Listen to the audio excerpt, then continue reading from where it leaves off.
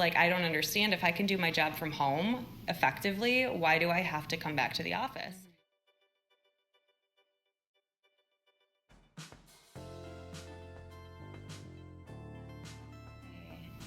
Having the relationship with someone to where you can ask for something, but also have a relationship where you can talk about other things and know that you have some trust built up there is going to make it a lot easier to be collaborative and to be innovative and work well with one another. Yes, and to be creative. And you mentioned that's our third C. You mentioned creativity before. When you are working from home, yes, and let's say I have a Zoom meeting right now going on and we all have to come up with ideas. I'm going to have my phone next to me. Maybe my mom is messaging me. I'm going to pay attention that my neighbor is knocking on the door. Oh, my tea is right now on the stove. So it is so many things. Yes, I want to be creative. I want to be in, but at the same time, I have more distractions. I have more of them. The difference is when you're in office, again, those distractions might be there and you're going to be thinking about different things in your personal life. It's not that you're going to disconnect. You mentioned Severance.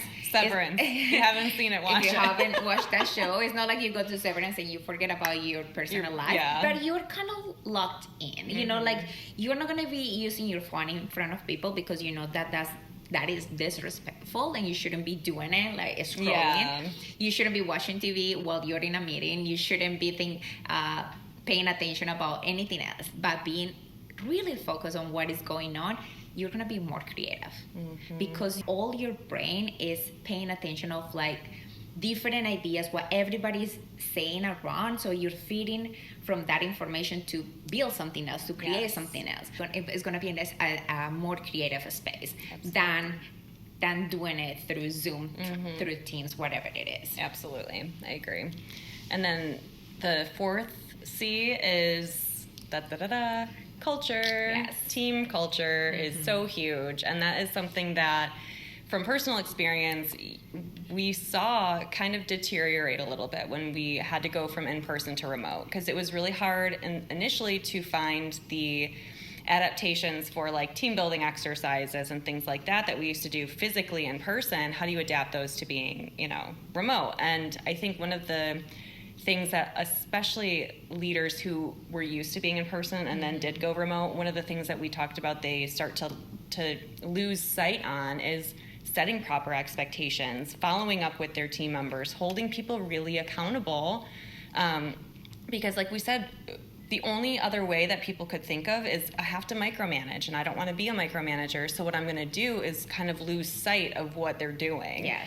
And that's not intentional, but that is kind of the other direction is I'm just not going to pay attention to what they're doing. So when you're going back in person, it's going to be a lot easier to build a really effective culture and get people to have actual relationships with each other and share things and be intimate, feel the feelings. Like, it's so much better and easier to be vulnerable when you're in person, empathetic when you're in person.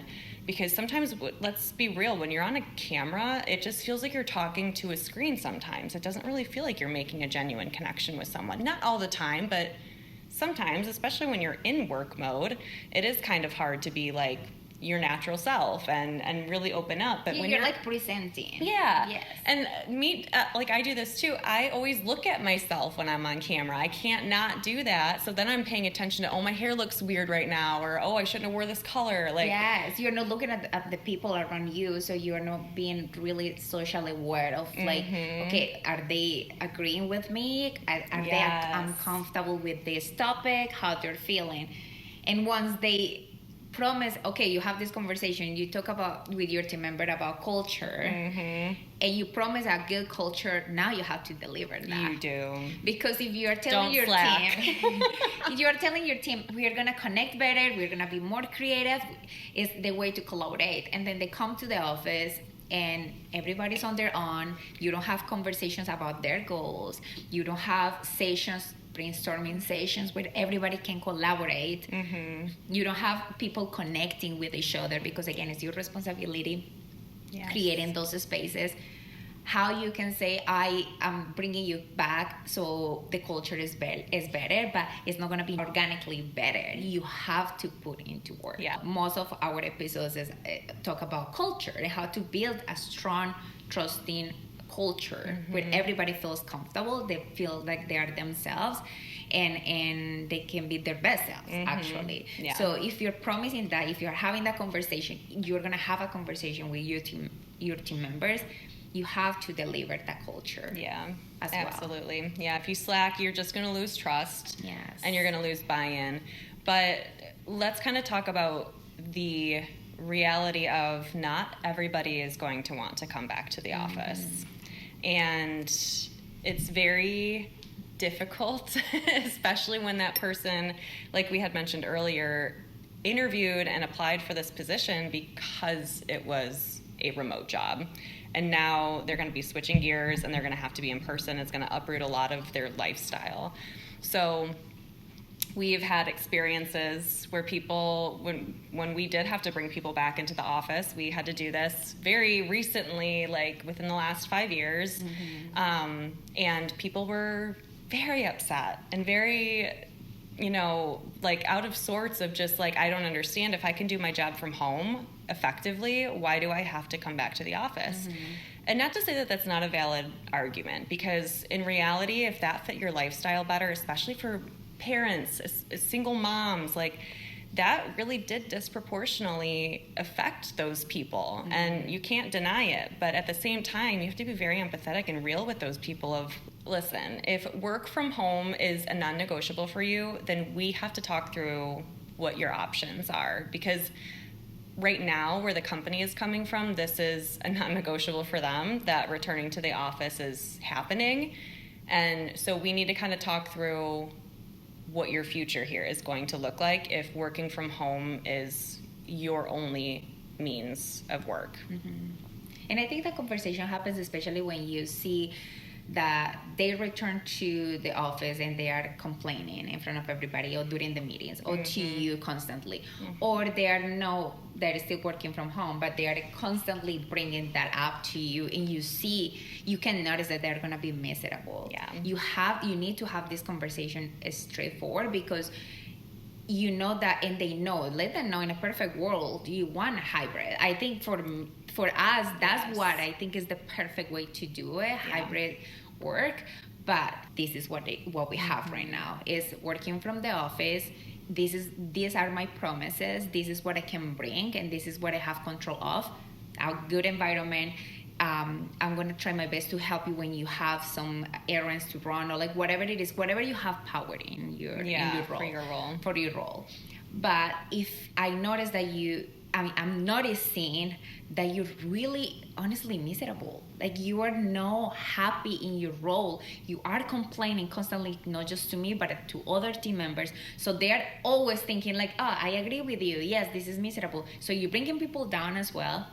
And this is not a conversation that is being really helpful for anybody.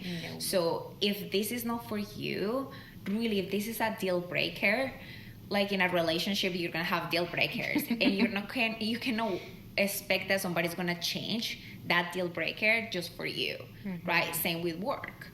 You cannot expect that person is gonna completely change. Think about you're dating somebody that is an alcoholic, and you don't like. You're just drinking tea and you don't like that, that's a deal breaker. Don't go into that relationship thinking that he's going to change for you. It's the same with the organization, especially with an organization, thinking, oh, I'm going to go and work from office, and because I'm going to complain so much, they're going to change that. They're going to change it. How messed up that is? Don't do it in your love life. Don't do it in your professional life. Yes. So it's not going to happen. So right now, I really want you to be happy. I want you to be happy. I don't think this is the right fit for you. I think we can find something else. Like if you start thinking about, okay, this is my deal breaker. I want to work from home. I need to work from home.